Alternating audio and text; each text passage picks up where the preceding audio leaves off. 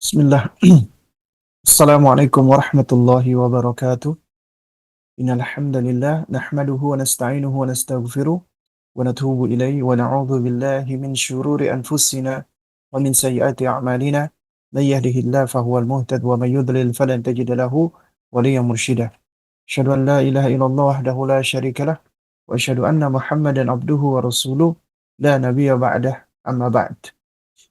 فإن أصدق الكلام كلام الله وأحسن الهدى هدى محمد صلى الله عليه وعلى آله وسلم وشر الأمور محدثاتها وكل محدثة بدعة وكل بدعة ضلالة وكل ضلالة في النار أما بعد. Pemirsa Rasyad TV yang dimuliakan Allah Subhanahu wa taala, alhamdulillah kita bersyukur kepada Allah Subhanahu wa taala. Di pagi hari ini kita diperkenankan kembali untuk dapat bersua melanjutkan kajian serial parenting Islam kita membahas risalah atau kutayib yang berjudul Ma la yasa'u atfalul muslimina jahlahu. Perkara-perkara yang tidak sepatutnya anak-anak kaum muslimin tidak mengetahuinya. Atau dengan kata lain, yaitu hal-hal yang wajib diketahui oleh anak-anak kaum muslimin. Insyaallah ta'ala di kesempatan ini kita akan melanjutkan setelah kita libur cukup lama di bulan Desember kemarin. Alhamdulillah kita diperkenankan untuk melanjutkan yakni di bulan Januari ini kita sudah masuk ke pertanyaan yang ke-16. Setelah di pertemuan yang sebelumnya kita telah membahas tentang mengajarkan anak kita berkaitan dengan Al-Qur'anul Karim. Apa itu Al-Qur'an? Apa pengertian Al-Qur'an?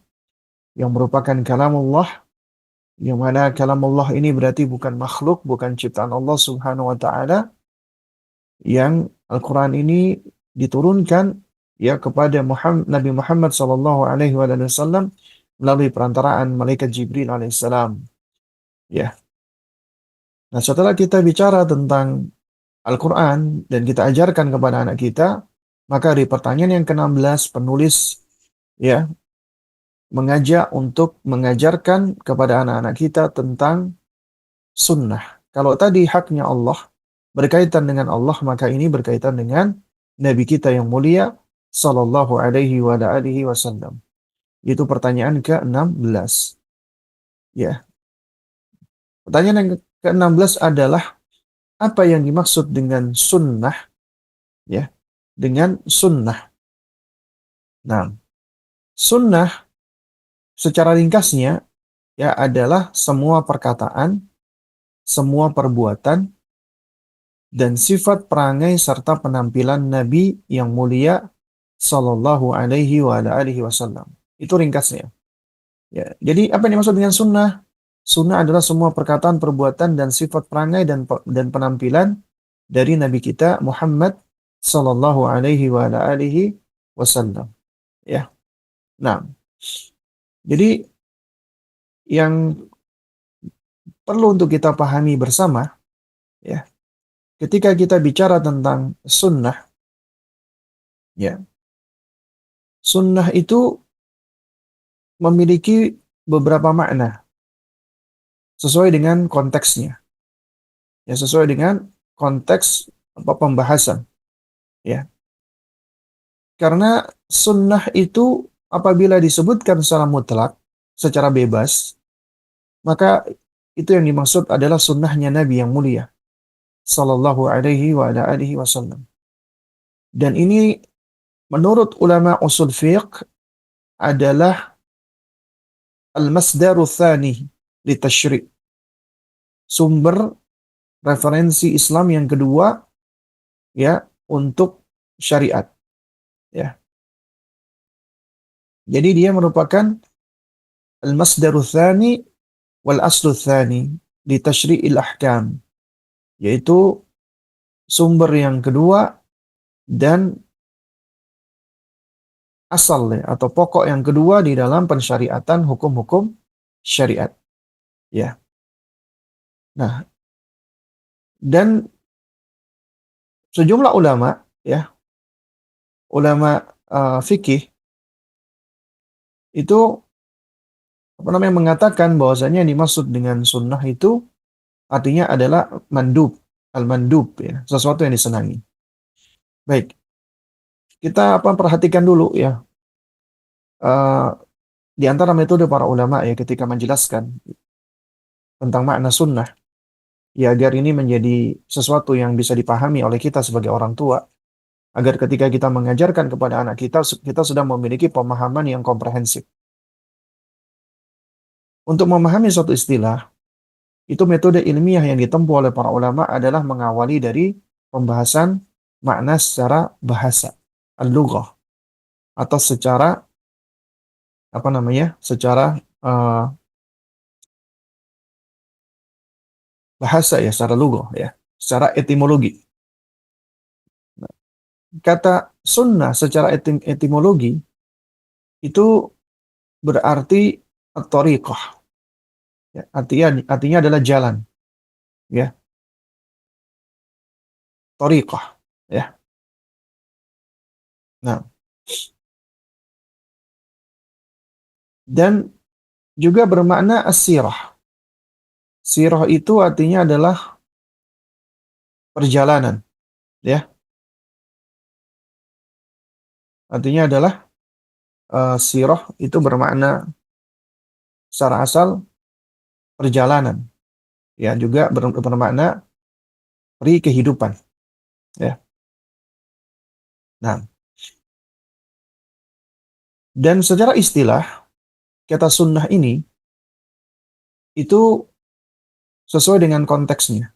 Tapi secara asal ketika dikatakan sunnah Nabi yang mulia alaihi salatu wassalam, maka itu bermakna sebagaimana yang disebutkan oleh penulis yaitu ya kullu ma udhifa ila nabi sallallahu alaihi wasallam min qaulin wa fi'lin wa taqririn ya wa siratin wa sifati khalqiyah wa khuluqiyah, ya. Itu yang dimaksud dengan sunnah. Sunnah menurut ulama ahli hadis yaitu segala sesuatu yang disandarkan kepada Nabi Shallallahu Alaihi Wasallam berupa perkataan nih. Yang pertama harus kita pahami yaitu berupa perkataan. Yang kedua fi'lin yaitu berupa perbuatan. Yang ketiga takrir yaitu persetujuan. Sebagian menyebutkan yang keempat sirah yaitu sejarah peri kehidupan Nabi. Kemudian yang kelima sifatun ya sifatu ya apa namanya khilqi atau khalqi ya yaitu sifat yang berupa uh, perangai ya dan apa namanya dan sifat uh, berupa penampilan ya khalqiyah wa khuluqiyah yaitu penampilan dan juga perangai Nabi yang mulia alaihi wasallam ya. Nah ini juga sebagaimana ya yang kami sebutkan di dalam catatan kaki atau footnote dari e-book ini ya yaitu definisi yang lebih lengkap dari sunnah adalah ma udhifa ila nabiyyi sallallahu alaihi wa alihi wasallam min qaulin aw fi'lin aw taqririn aw sifati khalqi aw khuluqi ya aw wasfin ya aw wasfi khalqi aw khuluqi ya yaitu segala sesuatu yang disandarkan kepada baginda Nabi yang mulia sallallahu alaihi wasallam baik itu ucapan, perbuatan atau persetujuan atau sifat perangai dan sifat penampilan Nabi sallallahu alaihi wasallam. Maka dari sini kita bisa ya uh, mengambil pelajaran dari apa yang diterangkan oleh para ulama bahwa sunnah itu ada tiga macam. Ada tiga macam sunnah. Pertama, sunnah qauliyah. Sunnah qauliyah, yaitu sunnah berupa perkataan atau ucapan Nabi yang mulia alaihi wassalam. Jadi segala hal yang diucapkan atau disampaikan oleh baginda Nabi yang mulia sallallahu alaihi wasallam, ya maka itu sunnah qauliyah. Dan ini dominan atau banyak di dalam kutubul hadis, di dalam buku-buku hadis yang berisi tentang perkataan-perkataan Nabi sallallahu alaihi wasallam. Kemudian yang kedua adalah sunnatu fi'liyah, sunnah fi'liyah. Sunnah yang berupa perbuatan Nabi. Apa yang dikerjakan dan dilakukan oleh Nabi sallallahu alaihi wasallam kemudian disaksikan oleh sahabat dan sahabat, ya, menyampaikan atau menceritakan apa yang dilakukan oleh Nabi sallallahu alaihi wasallam. Itu adalah sunnah fi'liyah, ya. Yani perbuatan yang dilakukan oleh Nabi yang, ya, alaihi salatu wassalam. Kemudian yang ketiga adalah sunnah takririyah. Sunnah takririyah. Takrir. Takrir itu artinya adalah persetujuan. Yaitu apa yang disetujui oleh Nabi dari perkataan atau perbuatan sahabat ataupun yang didiamkan oleh Nabi. Jadi apa yang disetujui oleh Nabi, Nabi setuju dengan yang dilakukan oleh sahabat di hadapan atau diketahui oleh Nabi, ya, atau yang Nabi diamkan. Nabi tahu, Nabi lihat, Nabi saksikan, tapi Nabi diamkan. Maka itu diamnya Nabi menunjukkan ridho, ya. Diamnya Nabi dengan apa yang dilakukan oleh sahabat itu termasuk ridho dan itu bagian dari sunnah takririyah. Karena yang dilakukan oleh sahabat itu sesuai dengan pengetahuan Nabi. Dan Nabi pun menyetujui atau mendiamkannya. Maka persetujuan dan diamnya Nabi itu menunjukkan ya Nabi SAW menganggap itu suatu hal yang baik. Dan sesuatu hal yang baik diketahui oleh Nabi, maka itu termasuk sunnah takririyah. Dikatakan takririyah karena Nabi SAW menyetujui, ya menyetujui dengan apa yang dilakukan oleh sahabat Nabi ridwanullah alaihim ajma'in. Ya. Nah, inilah yang dimaksud dengan sunnah. Ya. Jika kita perhatikan konteks memahami istilah sunnah, menurut ulama sesuai dengan spesialisasinya itu nggak sama, beda-beda. Secara asal, dan ini juga menurut ulama ahli hadis, definisi sunnah secara istilah adalah sebagaimana yang tadi disampaikan, yaitu ma udhifa ila Nabi sallallahu alaihi wasallam min qaulin wa fi'lin wa taqririn wa sifati khalqiyah aw khuluqiyah. Ya. Itu makna secara asal. Namun apabila kata sunnah ini digunakan oleh ulama-ulama usul, ya ulama-ulama akidah, ya ulama yang berbicara tentang perkara akidah, maka yang dimaksud dengan sunnah di sini adalah bagian dari usuluddin, ya, yaitu hadiyun Nabi sallallahu alaihi wasallam fi usuluddin. Petunjuk Nabi sallallahu alaihi wasallam di dalam pokok-pokok agama. Yaitu wa makana alaihi minal ilmi wal amal wal huda. Itu segala sesuatu, ya, yang Nabi sallallahu alaihi wasallam menetapkannya baik itu dari ilmu, amalan atau petunjuk, ya. Au wa masyara'ahu au aqarrahu, atau apa yang Nabi syariatkan atau yang Nabi tetapkan, ya. Nah, dan ini lawannya apa namanya? Muqabilul bid'ah wal muhdatsat fid din. Itu sebagai lawan dari inovasi-inovasi dalam agama, yaitu bid'ah dan perkara-perkara yang baru di dalam urusan agama, ya. Nah, jadi juga disebutkan oleh para ulama, Islam itu ya sunnah dan sunnah itu Islam. Tidak ada Islam tanpa sunnah dan sunnah itu sendiri adalah Islam itu sendiri. Jadi apabila dikatakan secara umum sunnah, maka itu adalah Islam. Karena Islam tidak bisa tegak berdiri tanpa sunnah. Karena sunnah merupakan konsekuensi dari syahadatain, yaitu syahadat Muhammad Rasulullah sallallahu alaihi wasallam. Dan seseorang tidak bisa membangun agamanya tanpa mengikuti tuntunan dari manusia yang Allah utus sebagai pembawa risalah darinya, yaitu Al-Quran. Dan yang mengemban Al-Quran adalah Nabi kita Muhammad SAW. Sehingga apa yang disampaikan atau diucapkan oleh baginda Nabi yang mulia SAW, maka apabila itu otentik, sahih dan valid dari beliau, wajib diterima. Tidak boleh ditolak. Nah, jadi ini definisi menurut ulama akidah, maka yang dimaksud itu adalah apa? Usuluddin atau ya agama itu sendiri atau ad-din itu sendiri. Ya. Nah, lalu kemudian konteksnya berbeda lagi apabila kata sunnah ini digunakan oleh ulama dari kalangan fuqaha, ya ahli fikih. Ketika mengatakan ini sunnah misalnya. Jadi apabila digunakan oleh para ulama-ulama ahli fikih atau fuqaha di dalam kitab-kitabnya, ketika mengatakan sunnah itu berarti termasuk dari ahkamu at-taklifiyah al-khamsah, yaitu hukum taklif yang 5. Haram, ya, makruh, mubah, sunnah, wajib. Jadi ada 5. Ya. Yani yang pertama wajib, kemudian sunnah, mubah, makruh, haram. Ya. Nah, jadi sunnah di sini adalah madalla alaihi syara' min ghairi iftirad wala wujub. Itu apa yang ditunjukkan oleh syariat, ya. Jadi ada syariat, ada dalilnya, tapi tidak bersifat wajib, ya. Artinya tidak menjadi suatu kewajiban. Ya, makanya dikatakan ma yuthabu fa'iluhu wala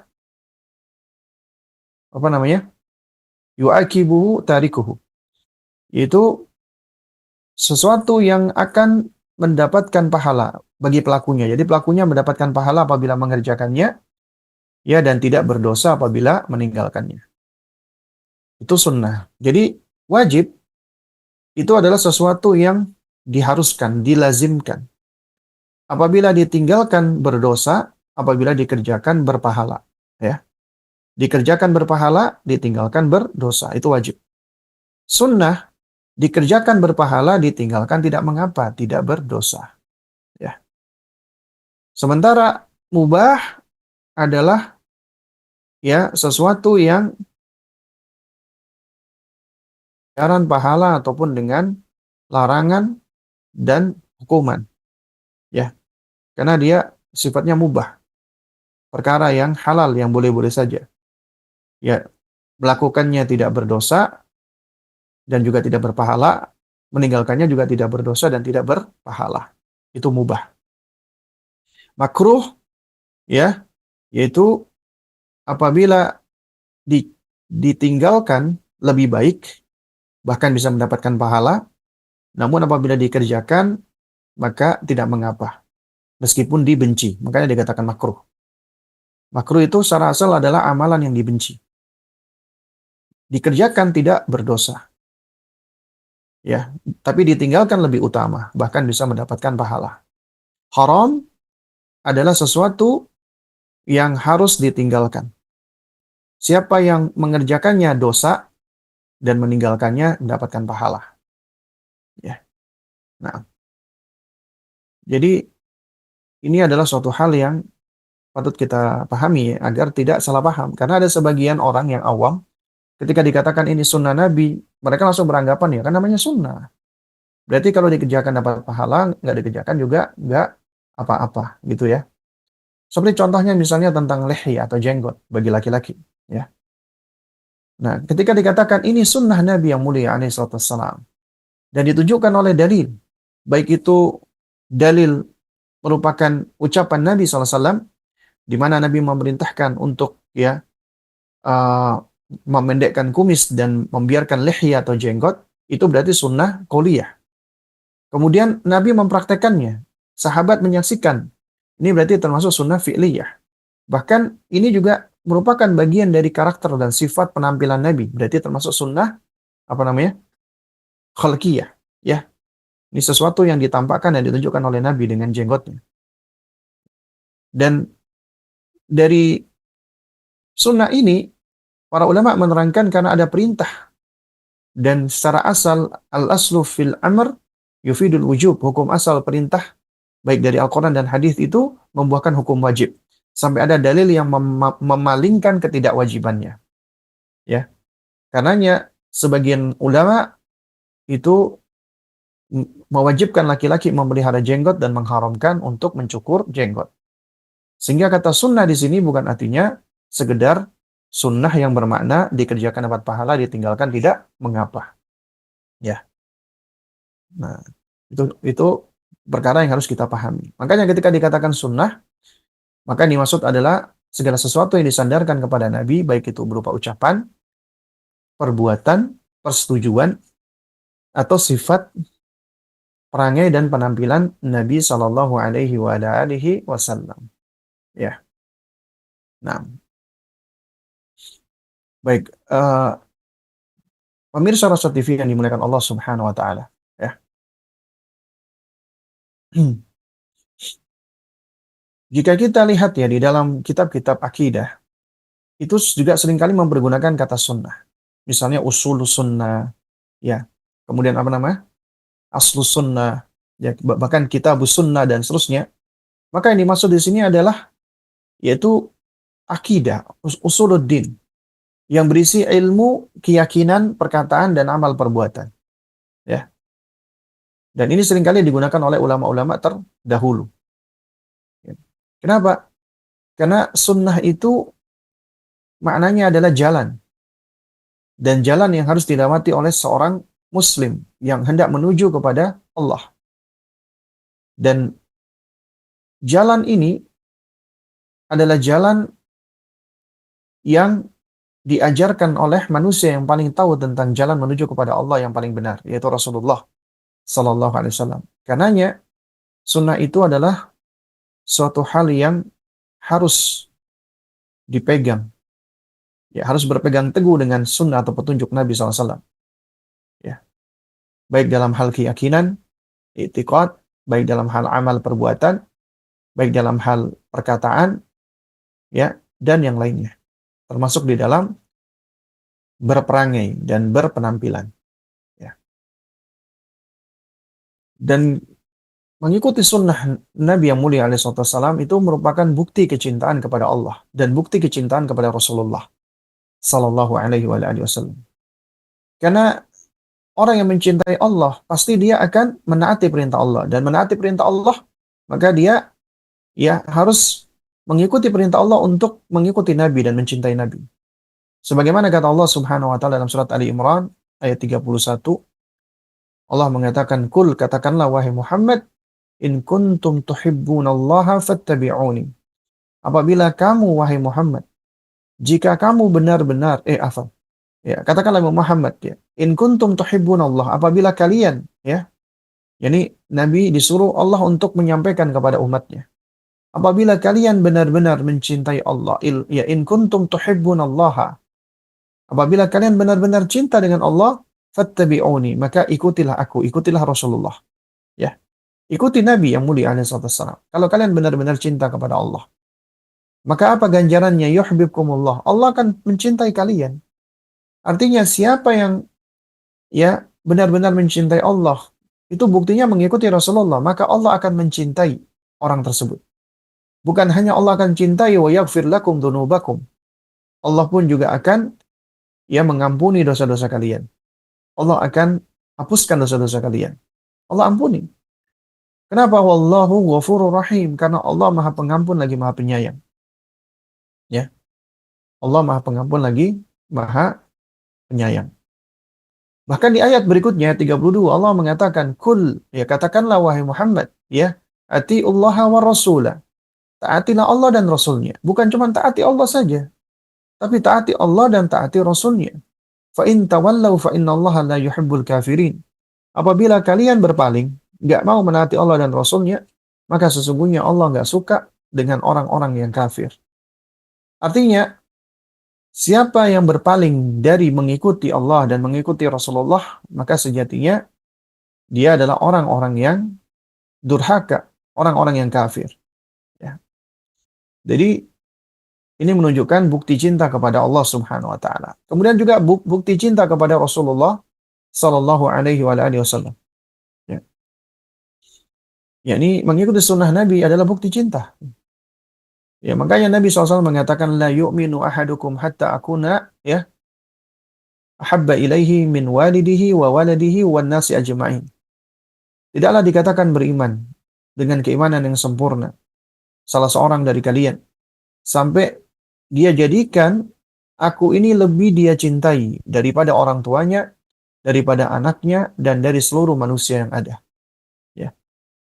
Jadi ternyata mencintai Rasulullah itu bagian dari keimanan. Ya. Dan sempurnanya iman seseorang apabila dia lebih mendahulukan cinta kepada Rasulullah melebihi kecintaan kepada siapapun. Dan juga suatu hal yang patut untuk kita pahami bersama dan kita ajarkan kepada anak kita, mengikuti sunnah Rasulullah Sallallahu Alaihi Wasallam, ya, itu adalah salah satu cara dari terhindarnya kita dari kesesatan dan datangnya hidayah dari Allah Subhanahu wa taala. Ya. Sebagaimana dalam surat An-Nur ayat 54 Allah mengatakan wa in tuti'uhu tahtadu. Ya. Apabila engkau menaatinya, menaati Rasulullah, ya, maka tahtadu, maka engkau pun akan mendapatkan petunjuk. Ya. Wa ma'ala rasuli illal balagul mubin, dan tidaklah wajiban dari Rasul kecuali dia hanya menyampaikan ya risalah itu dengan jelas, dengan terang. Ya. Nah, karena itulah Allah juga memerintahkan ya atiullah wa atiur rasul. Diperintahkanlah Allah dan taatilah Allah dan taatilah Rasul. Itu Allah ulang-ulang di dalam Al-Qur'anul Karim. Nah, lalu kemudian juga manusia itu secara asal butuh yang namanya teladan. Dan keteladanan itu adalah hajatu insaniyah, kebutuhan manusia. Ya. Wa dzaruratiha, dan juga suatu hal yang primer yang harus ada di dalam kehidupan manusia. Karena manusia itu secara asal belajar melalui apa? Muhakah, meniru atau mencontoh. Ya. Karenanya contoh itu sesuatu yang harus ada di dalam kehidupan seorang manusia. Tanpa adanya contoh, maka manusia itu akan sulit ya untuk bisa tumbuh dan berkembang dengan baik. Dan ini suatu hal yang tentunya bagi Sang Pencipta ya tidaklah luput darinya karena ilmu Allah sempurna dan Allah yang menciptakan hamba-hambanya. Karena itulah Allah Subhanahu wa taala jadikan adanya teladan atau contoh dari bangsa manusia ya yang sama dengan manusia agar manusia bisa untuk mengikutinya. Nggak ada alasan bagi manusia untuk tidak mengikutinya. Ya. Karena yang diutus oleh Allah adalah sama-sama manusia. Tapi ini manusia yang istimewa. Ya.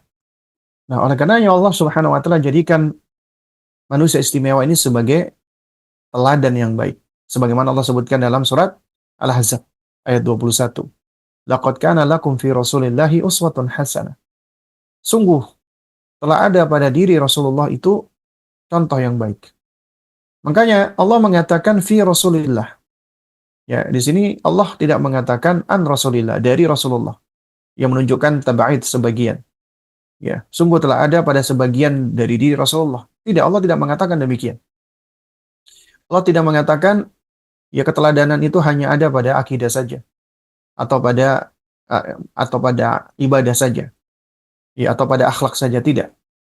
Tapi keteladanan itu ada pada semua yang ada di dalam diri Nabi. Makanya dikatakan fi Rasulillah. Di dalam diri ya Rasulullah. Ya, semua keteladanan itu ada. Baik keteladanan di dalam berkata-kata, keteladanan di dalam beramal, ya, dan seterusnya. Itu semua ada pada diri Rasulullah sallallahu alaihi wasallam. Jadi laqad kana lakum fi Rasulillahi uswatun hasanah. Sungguh telah ada pada diri Rasulullah SAW itu teladan yang baik bagimu.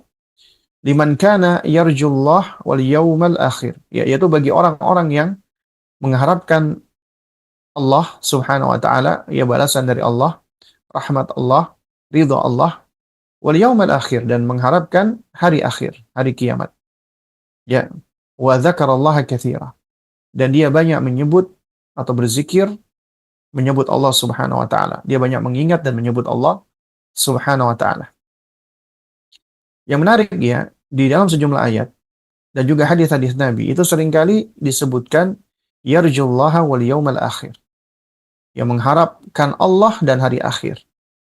Kenapa kok tidak disebutkan ya mengharapkan Allah dan Rasulullah, atau mengharapkan Allah dan kitab suci, atau mengharapkan Allah dan malaikat?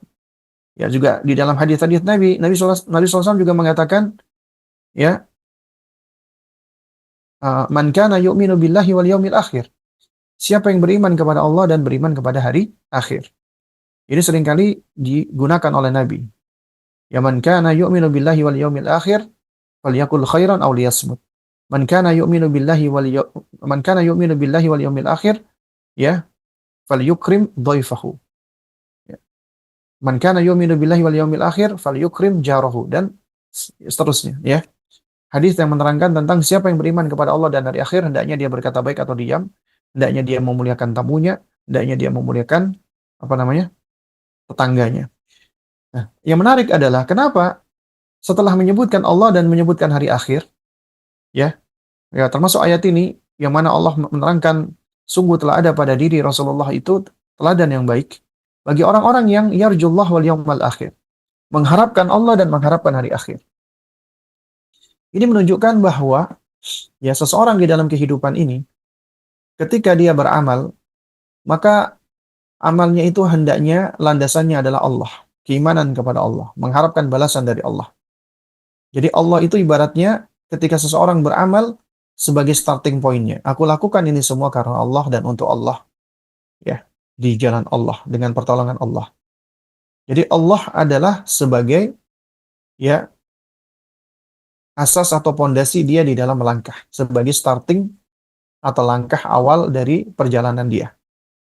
Dan inilah yang akan menguatkan seorang hamba ketika dia berpijak dengan apa? Dengan mengharapkan balasan dari Allah, dengan keimanan kepada Allah, dengan mengharapkan ridho dari Allah, dengan senantiasa meminta tolong kepada Allah. Ya.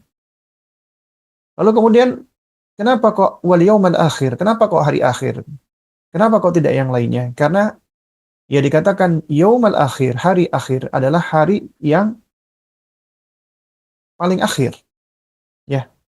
Dan tidak ada lagi hari setelah itu. Dan ketika itu manusia dibangkitkan dan sudah tidak ada lagi kematian. Dan ketika tidak ada kematian, maka manusia hidup ya untuk selama-lamanya sesuai dengan ketentuan Allah Subhanahu wa taala, dan itu mudah bagi Allah. Dan hari akhir itu adalah hari penentuan, hari pembalasan, di mana semua amal-amal itu akan dibalas di hari akhir. Nah, ibaratnya ketika seseorang beramal, dia tahu bahwasanya amalku ini adalah untuk ya sesuatu yang paling akhir, yaitu di hari akhir, yaitu negeri pembalasan. Dan dia tidak melakukannya semata-mata untuk mendapatkan tendensi dunia, karena dunia ini singkat. Ya, karena dunia ini pendek. Jadi dia lakukan adalah untuk apa? Untuk hari akhir. Ibaratnya itu adalah end point-nya. Kalau tadi starting point-nya adalah iman kepada Allah, maka end point-nya, ya titik akhirnya adalah ya mengharapkan hari akhir. Karena disitulah Allah akan membalas semua perbuatan dan amal hamba-hambanya. Ya. Nah, dari sini kita bisa mengambil pelajaran bahwa orang-orang yang dia ingin membangun amalnya, maka harus dibangun di atas keimanan kepada Allah, mengharap balasan dari Allah, meminta tolong kepada Allah, dan selalu berjalan di atas jalannya Allah, ya, hingga datangnya hari akhir atau hari kiamat, ya, di mana di hari itu adalah hari hisab dan hari pembalasan, ya, darul jaza. Semua apa yang diamalkan oleh kita di dunia, Allah Subhanahu wa taala akan menghisapnya, ya. Nah, dan berpegang dengan sunnah Nabi yang mulia alaihissalam itu adalah jalan keselamatan. Selamat dari segala bentuk fitnah, termasuk fitnah ikhtilaf atau iftirak, fitnah perpecahan. Ya. Karena kunci keselamatan dari kesesatan, ya, termasuk dari apa perpecahan itu adalah apa? Adalah berpegang dengan sunnah Nabi yang mulia alaihi wassalam. Makanya Nabi SAW beliau pernah mengatakan ya,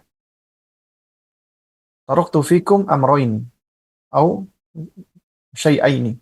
Aku tinggalkan kepada kalian dua hal atau dua perkara. Ya. Kemudian Nabi mengatakan, ya, lailuha apa namanya? Di dalam riwayat yang lain Nabi mengatakan, taraktukum alal baydha. Aku tinggalkan kalian di atas sesuatu yang terang benderang. Lailuha kana hariha. Malamnya itu seperti siangnya, saking terangnya. Ya begitu jelasnya. Ya.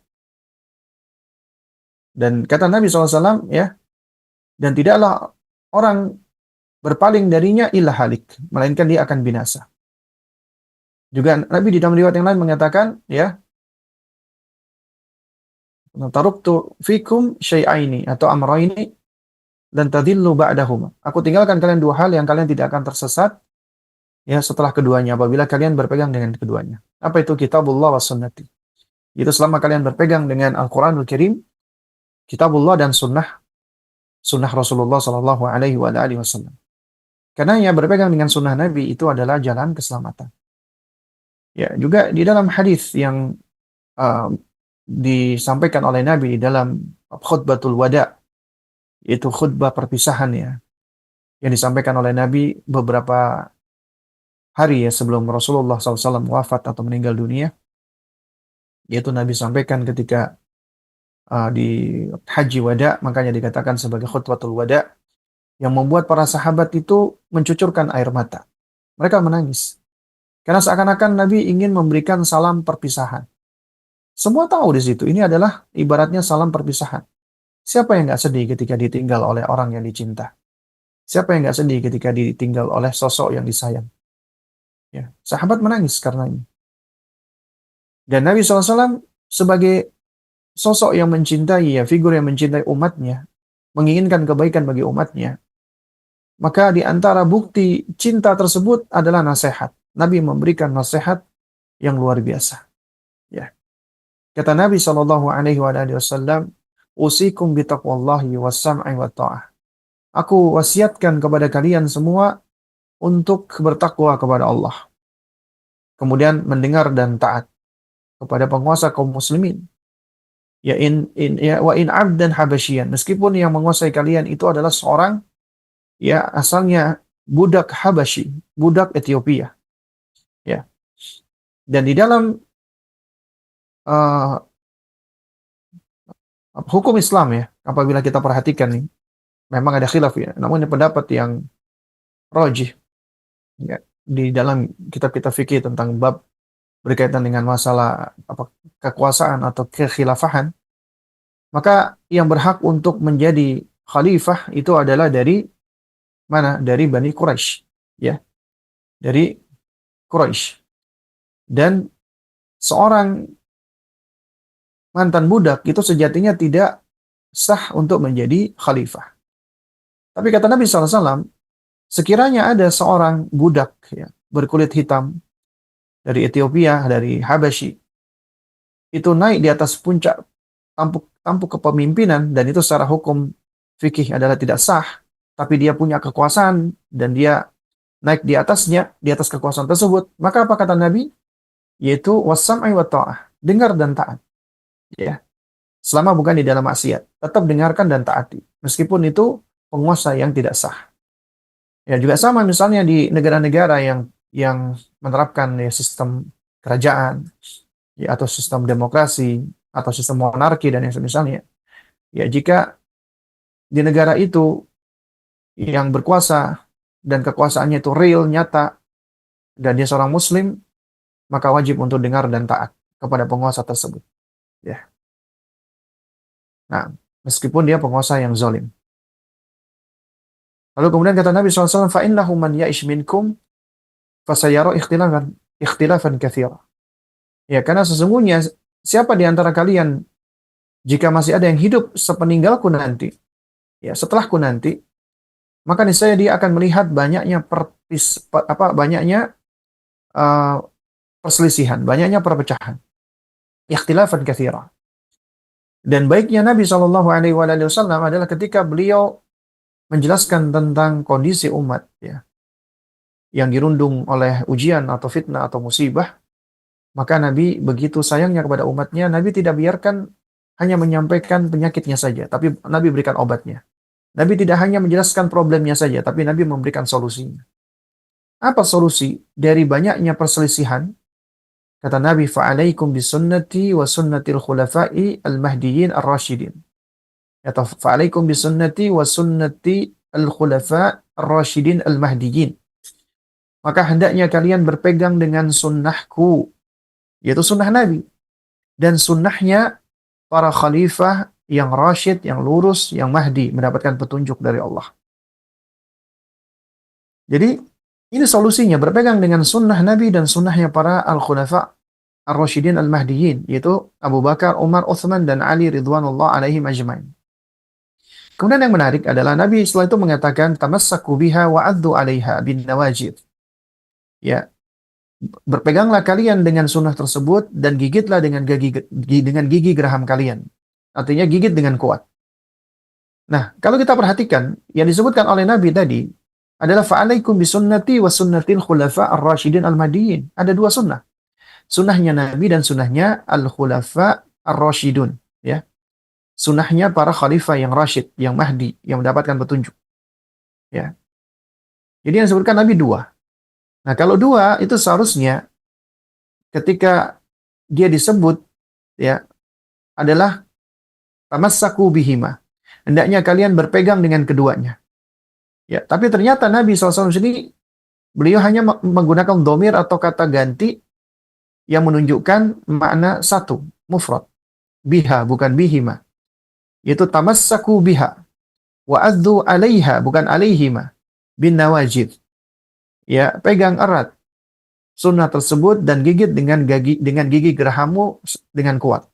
Ya.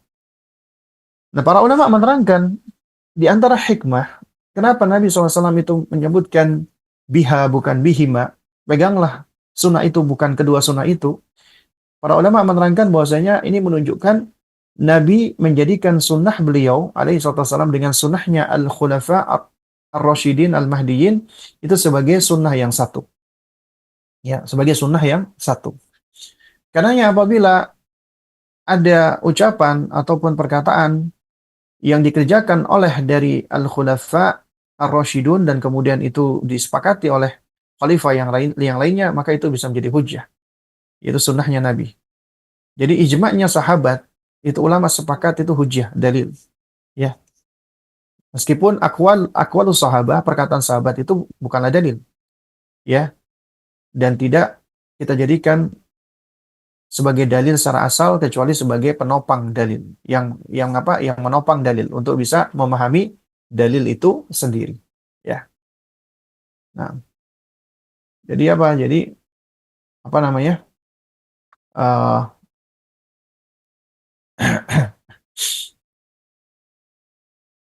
ya. Jadi hendaknya seseorang memahami bahwasanya dengan berpegang dengan sunnah Nabi yang mulia alaihi wassalam itu bisa menjadi jalan keselamatan baginya dari ikhtilaf atau iftiraq, dari perpecahan. Ya. Bahkan juga menjadi sebab terselamatnya atau selamatkannya dari kesesatan dan dari siksa neraka. Sebagaimana hadis tentang iftiraqul ummah, ya, tentang perpecahan umat, di mana Nabi mengatakan iftaraqatil yahud ala ihda was sab'ina firqah. Orang-orang Yahudi mereka terpecah belah menjadi 71 kelompok, 71 sekte. Ya. Nah, wa ya. Kemudian kata Nabi SAW, ya, sab'una finnar wa wahida fil jannah. Yang 70 di neraka, yang satu di surga. Kemudian Waf- Waftaraqatin nasara ala thintaini was sab'ina firqah. Adapun orang-orang Nasrani berpecah belah menjadi 72 golongan. Ya, ihda was-sab'un fin nar wa wahida fil jannah. Yang 71 di neraka, yang satu di surga.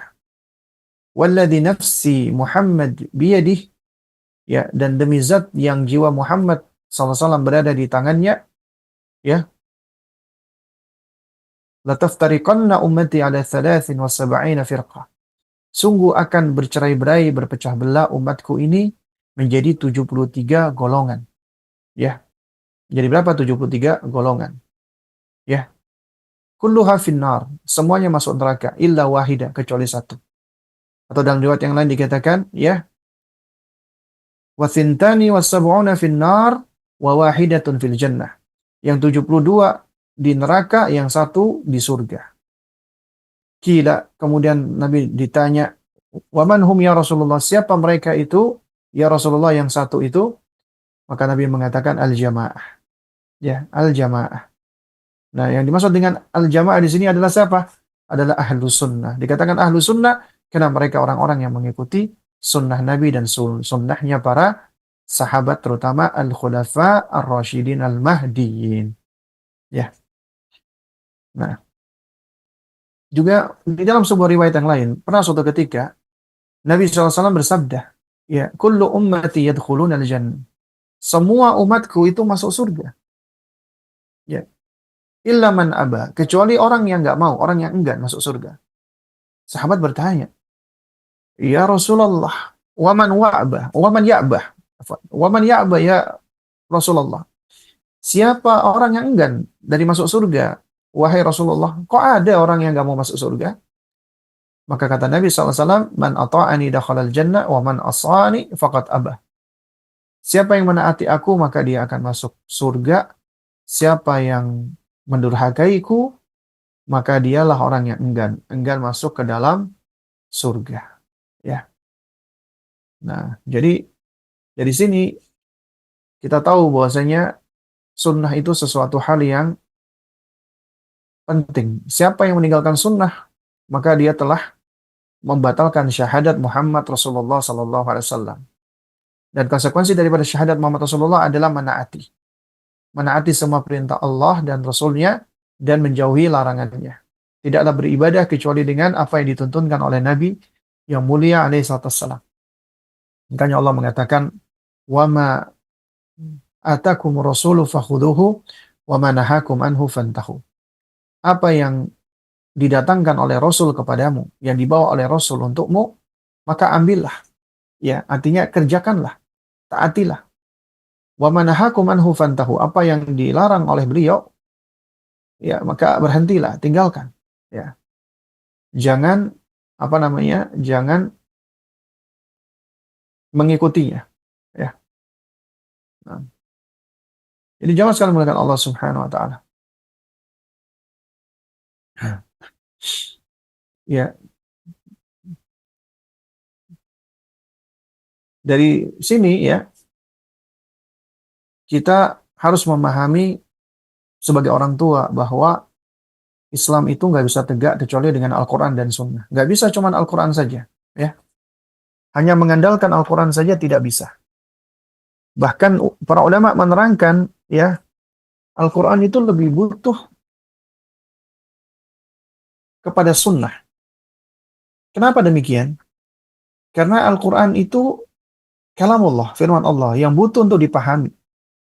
Dipahami sebagaimana yang dimaksud oleh Allah. Sebagaimana, apa namanya, muradillah, keinginan Allah. Dan seseorang tidak bisa memahami Al-Quran sesuai dengan keinginan Allah kecuali melalui, ya, Rasulullah SAW. Karenanya sunnahnya Nabi itu adalah bimbingan untuk bisa mempraktekkan Al-Quran. Karena itulah Ibunda Aisyah radhiyallahu taala anha mengatakan, wa kana khuluquhul Quran. Ya. Jadi apa namanya? uh, Nabi SAW itu akhlaknya adalah Al-Quran. Ya. Dan di antara sekte atau kelompok menyimpang sesat dari umat ini adalah mereka yang hanya berpegang dengan Al-Quran saja. Tidak mau berpegang dengan sunnah Nabi yang mulia alaihi salatu wassalam. Ya.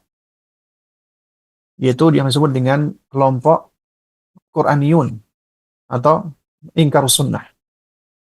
Mereka hanya berpegang dengan Al-Quran, ya, dan kemudian mereka tidak mau mengikuti sunnah Nabi yang mulia alaihi salatu wassalam. Ya, sebagian ulama itu berpendapat bahwa kelompok yang mengingkari sunnah secara mutlak ini adalah kelompok yang keluar dari Islam. Dan adanya model-model seperti ini itu sebenarnya suatu hal yang sudah dinubuatkan oleh Nabi yang mulia alaihissalam. Ya, sebagaimana di dalam hadis Nabi SAW beliau pernah mengatakan, ya,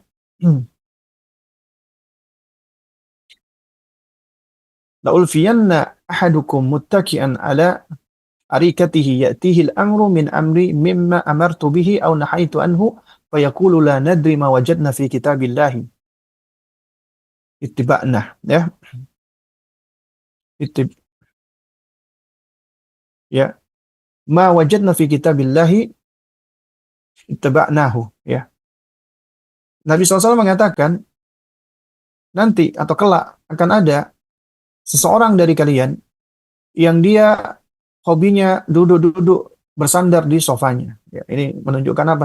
Seperti kaum apa rebahan, suka duduk bersandar di atas kursinya. Ya. Lalu kemudian ketika datang kepadanya perintahku atau laranganku, maka dia akan mengatakan, ya, la nadri ma wajadna fi kitabillahi ittaba'nahu. Ya, kami nggak tahu, ya, yang kami dapati, ya, apa namanya? Jadi kami nggak tahu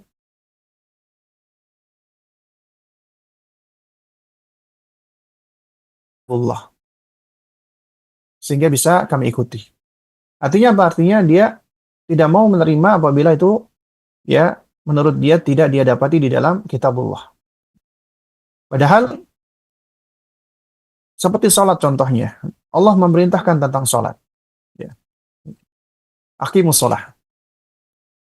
Tapi kita nggak akan bisa sholat apabila kita tidak mengikuti tata caranya Rasulullah SAW. Nabi mengatakan, "Shallu kama ra'aitumuni usolli." Sholatlah kalian sebagaimana aku sholat. Bagaimana kita bisa sholat kalau hanya mengandalkan Al-Quran? Ketika Allah memerintahkan kita sholat, ya. Namun bagaimana cara sholat kita? Kita nggak akan bisa sholat dengan tata cara yang benar, yang sebagaimana yang dikehendaki oleh Allah, melainkan dengan mengikuti tata cara Rasulullah Sallallahu Alaihi wa ala alihi wasallam. Ya. Ya. Jadi munculnya orang-orang yang menentang sunnah Nabi ini suatu hal yang niscaya. Ya. Sebagaimana dalam riwayat, ya, dari sahabat Al-Mikdam bin Ma'di Karib, ya, radhiyallahu taala anhu, beliau pernah mengatakan, ya, bahwasanya Rasulullah Shallallahu Alaihi Wasallam bersabda, ya, ala inni utitul kitab wa mithlahu ma'ahu. Nah, ini dalil yang kuat. Ya, ala inni utitul kitab. Ketahuilah bahwasanya aku sungguh diberikan Alkitab, yaitu Al-Quran. Ya, wa mithlahu, dan yang semisal dengan Al-Quran, yang serupa dengan Al-Quran. Ma'ahu, ya. Ya, itu di samping Al-Quran. Yaitu apa? Hadis. Sunnahnya Nabi SAW. Kemudian kata Nabi SAW, ala yushiku rajulun syaba'anu ala arikatih. Ya, sungguh nanti akan ada orang-orang yang dia kenyang bertelekan duduk di atas kursinya, ya, atau orang-orang yang suka bermalas-malasan, ya. Yaqul, dia mengatakan, alaikum bihadzal Qur'an. Ya, cukuplah bagimu berpegang dengan Al-Qur'an saja. Ya, fama wajadtum fihi min halalin fa'ahilluhu. Apa yang kalian dapati dari Al-Qur'an itu sesuatu yang halal, maka halalkan. Wa ma wajadtum fihi min haramin faharrimuhu. Dan apa yang kalian dapati dari Al-Quran itu keharaman, maka haramkannya. Wa inna ma harrama Rasulullahi kama harramallah. Ya. Nah, padahal kata Nabi SAW, ya, sesungguhnya, ya,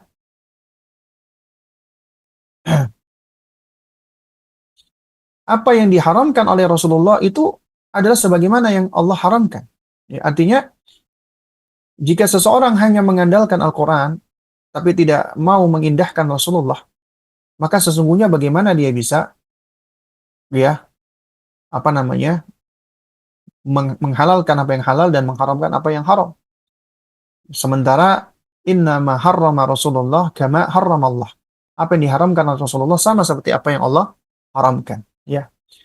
Kemudian kata Nabi SAW, ala la yahillu lakum lahmul himari al-ahli wala kullu dhinabin minas sibai. Ya. Nah, kemudian kata Nabi, ketahuilah tidak halal bagi kalian yaitu keledai kampung dan semua dari hewan yang bertaring, ya, atau hewan buas, maka nggak halal. Ini kalau kita perhatikan nggak ada di dalam Al-Quran. Tapi ternyata al-himarul ahli, apa keledai domestik atau keledai kampung itu haram, ya. Dan semua yang bertaring dari hewan buas maka juga haram untuk dimakan, ya. Wala luqtatu, ya, wala luqtatu muahadin illa an yastaghni anha sahibuha. Nah, dan juga haram, yaitu nggak halal, yaitu barang pungutan dari orang kafir muahad, ya, kecuali apabila sang empunya atau pemiliknya sudah tidak lagi berhajat dengannya. Ya. Wa man nazala biqaumin fa'alaihim an yaqra'u fa in lam yaqra'uhu falahu an yu'qibahum bimithli kirahum. Ya.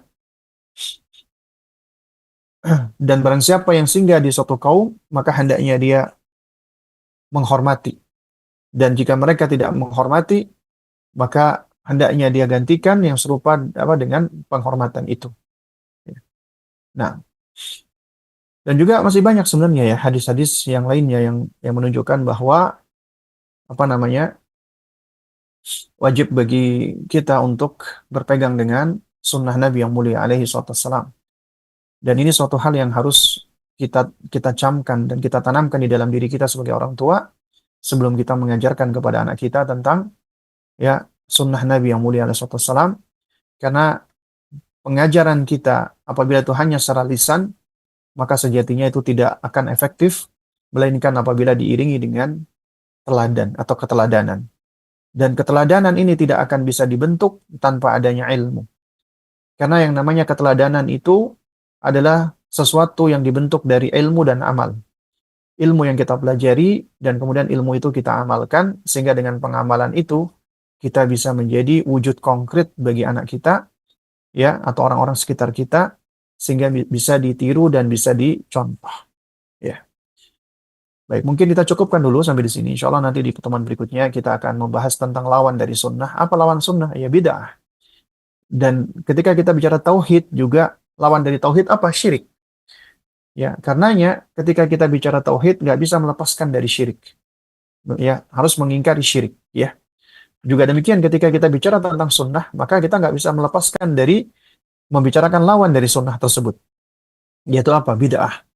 Ya. Meskipun istilah ini sekarang, ya, ada sebagian orang yang salah kaprah dikategorikan sebagai istilah yang intoleran, ya, atau istilah yang radikal dan yang semisalnya. Padahal ini suatu hal yang tentunya tidak pas dan tidak tepat. Karena sejatinya, ya, mengatakan istilah-istilah yang berasal dari syariat dengan sebutan-sebutan radikal atau yang semisalnya, maka ini adalah bagian dari intoleran itu sendiri terhadap ajaran agama. Ya. Insya Allah kita bahas di pertemuan berikutnya. Mungkin kita cukupkan sampai di sini. Jika ada pertanyaan silahkan, ya, baik yang masuk langsung di studio ataupun yang masuk melalui kolom chat. Ya. Ini ada pertanyaan, bagaimana dengan kata-kata buruk seorang ibu kepada anaknya? Apakah akan dikabulkan Allah walau sudah bertaubat? Perkataan itu muncul ketika sedang marah. Nah, jadi apabila seorang berdoa dengan perkataan buruk, ya itu bisa jadi akan dikabulkan oleh Allah sesuai dengan keadilan Allah. Ya, dan ini sebagai peringatan bagi segenap orang tua atau siapapun dari Muslim dan Muslimah agar berhati-hati di dalam mengucapkan perkataan atau kata-kata yang nggak baik, apalagi yang mengandung doa, doa mengandung keburukan. Ya, ya, apalagi kepada sang anak. Kenapa? Karena doanya orang tua itu mustajabah. Dan ketika orang tua itu mengucapkan kata-kata buruk yang mengandung doa kepada anaknya, bisa jadi Allah kabulkan. Bisa jadi sebagai bentuk apa? Sebagai bentuk peringatan dan pelajaran, ya, agar kita segera sadar untuk bisa memperbaiki diri. Nah, jika kita pernah berkata-kata buruk kepada anak kita, ya, kemudian kita sadar, kita bertaubat, maka insya Allah dengan taubat kita, kita menyesal, ya, kemudian kita mohon ampun kepada Allah, kemudian kita minta maaf kepada anak kita, ya, maka Allah Maha Adil, Allah tidak akan sia-siakan apa namanya amal-amal kita, taubat kita, istighfar kita. Allah akan ampuni, Allah akan maafkan. Ya, dan Allah tidak akan berbuat zalim sedikit pun kepada hambanya. Allah tidak akan menzalimi anak kita lantaran perkataan dan doa buruk dari kita.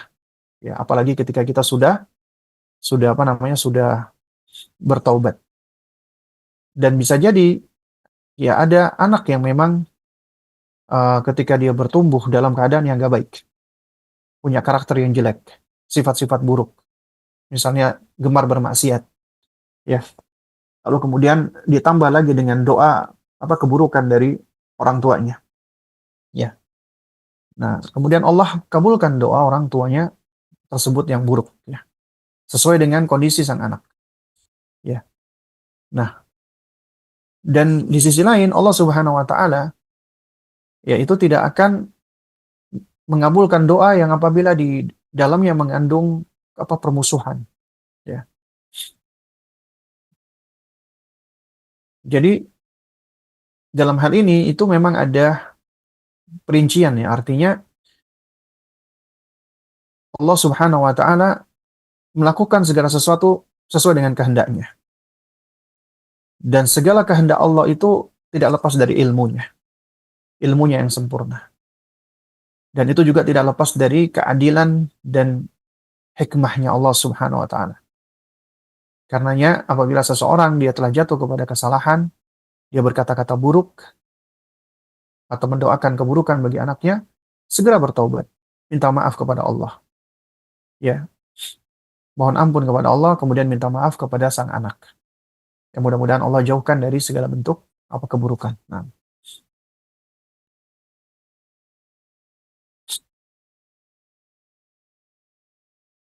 baik. Apakah masih ada pertanyaan yang lain?